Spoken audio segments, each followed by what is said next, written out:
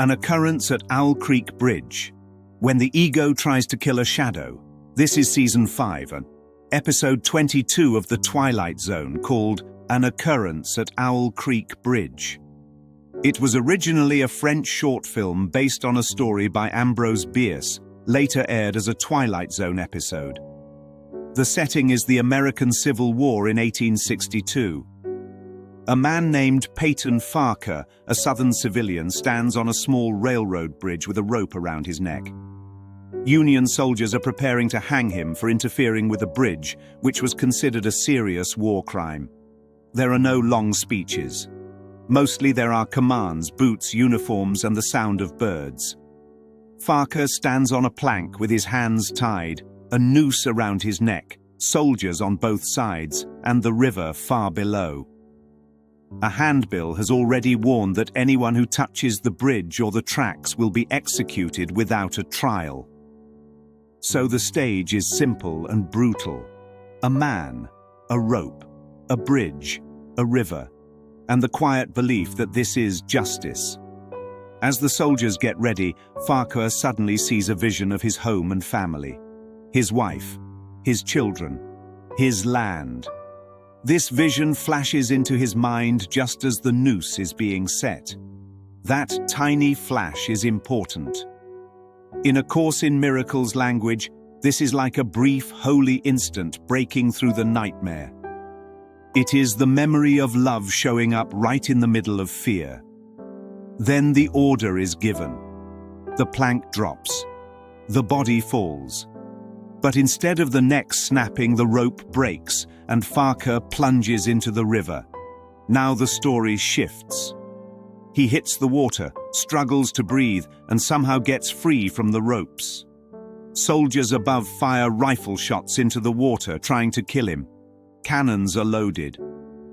The river current pulls him through rapids like he is inside a living force. He removes his boots and swims, fighting for his life. The camera slows down and becomes very detailed. We see branches, light on the water, fish, insects, and all the tiny textures of nature. Over this there is a strange song about a living man. I want to be a living man, the lyrics say. This is the ego's prayer and the spirit's answer wrapped into one line. The ego wants to be a living man in a body, separate and special. The spirit knows life is not in the body at all. Life is in the mind. Farquhar crawls out of the river, laughing with relief. He believes he has escaped death. He believes he is now safe. He walks through a forest, hears the sounds of the world, and everything feels more intense, almost too real. Leaves, branches, the sky, the sound of insects. The detail is so sharp it feels like a dream turning into high definition. A cannon fires in the distance, and he runs again. He moves down an almost perfectly straight road lined with trees, like a tunnel guiding him home. Soon he reaches his estate. He pushes through thick plants and branches as if the world is trying to block or test his return. Then he sees her. His wife is on the lawn, walking toward him, crying and smiling at the same time. He runs to her as though nothing else matters. Right here is where most people see a simple reunion. But metaphysically, this is the ego's version of going home. The Holy Spirit uses the symbol of home to remind the mind that nothing real can be lost. The ego uses the same symbol to drag the mind back into the past. Instead of heaven, Farquhar sees a plantation.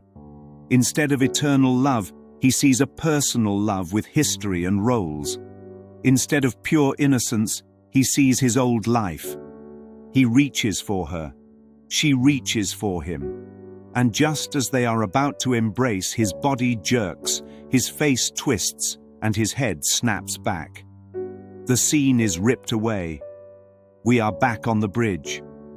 Farquhar's body hangs lifeless from the rope.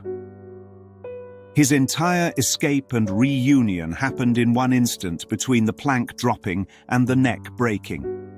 Rod Serling tells us we have just watched the event in two forms, as it was dreamed, and as it was lived and died. But from A Course in Miracles' point of view, both forms were dreamed. The hanging on the bridge and the running through the forest are both scenes inside one sleeping mind. The mind that believes in guilt. The bridge in this story is more than wood and rails. It is the symbol of the crossing from the ego's world to the Holy Spirit's world. The military rule says that anyone who interferes with the bridge must die. The ego says the same thing. Touch the bridge from fear to love and you will be punished. Farquhar is being hanged, not just for a military act, but for daring to interfere with the symbol of leaving fear behind. The rope is neutral. It is just fibers twisted together, but the mind loads it with meaning. You deserve this. This will balance the scales.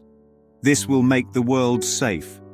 In truth, you cannot hang a thought. You cannot kill a shadow. You cannot execute an illusion and get real peace from it.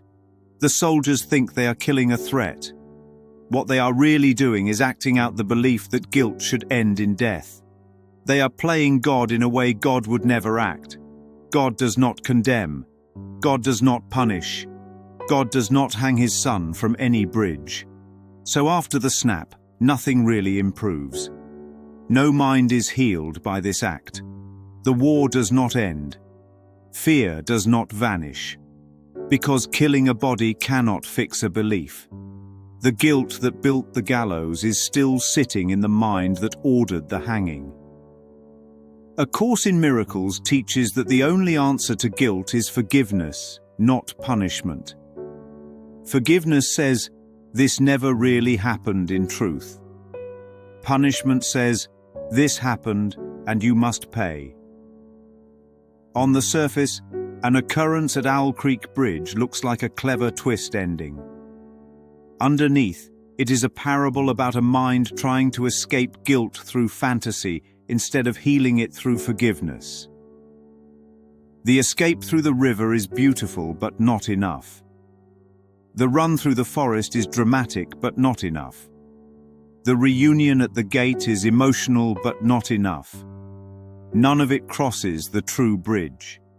The only thing that would have crossed the bridge would be a change of mind about guilt itself. That is the real occurrence at Owl Creek, not a man falling from a bridge, but a mind standing at the edge of a new way of seeing.